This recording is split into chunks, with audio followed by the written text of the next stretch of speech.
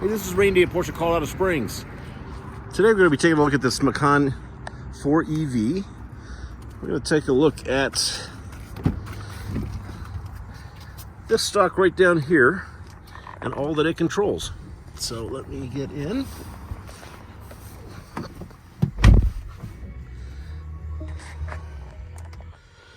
Is already turned on.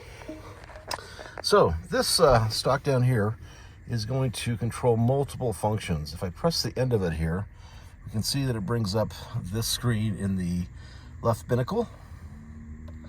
And I can toggle by pressing that button through these different items. So let's do adaptive cruise first. If we keep it there, and after just a few seconds, it will bring up the adaptive cruise icon down here in the dash. And through this paddle down here, as we're driving, I can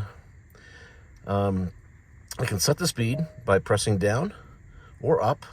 It will show the speed in here that's saved, and then I can always increase or decrease a mile an hour by pressing up or down. I can cancel by pressing away or resume by bringing it back to me. This paddle again adjusts the distance between the car in front and myself. If we go to speed limiter, this is where we can actually set a speed.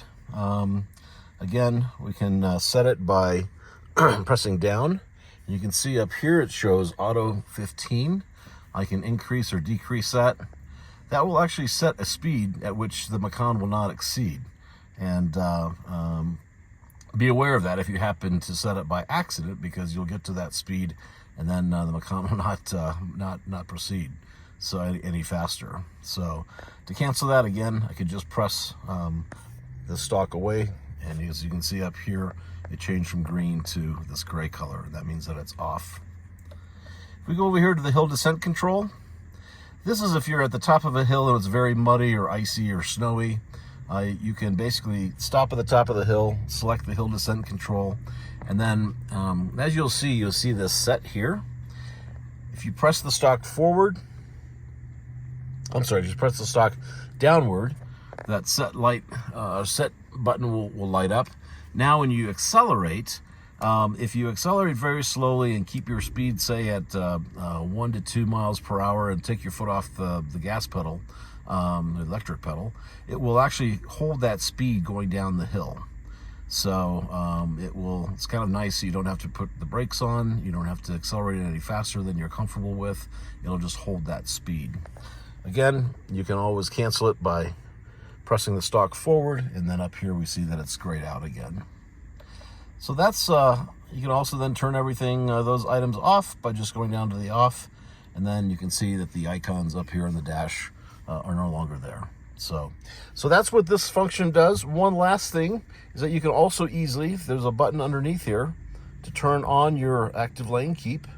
If I just press that button, you'll see up here that the active lane keep icon appeared. If I press and hold that button, that turns off active lane keep, and that way I will not be bothered when I go out of the lanes without using the turn signal. But if you like that function and like to have it on, just press that button and it will come on and be there. And then if you do happen to veer out of the lanes without using the turn signal, you'll feel it in the steering wheel and have an audible sound. So that's kind of what that function does, what that stock does. If you have any questions about it, you can reach out to me, Randy Wade at Porsche Colorado Springs. My mobile number is 224-770-1060. That's 224-770-1060. Thanks for watching.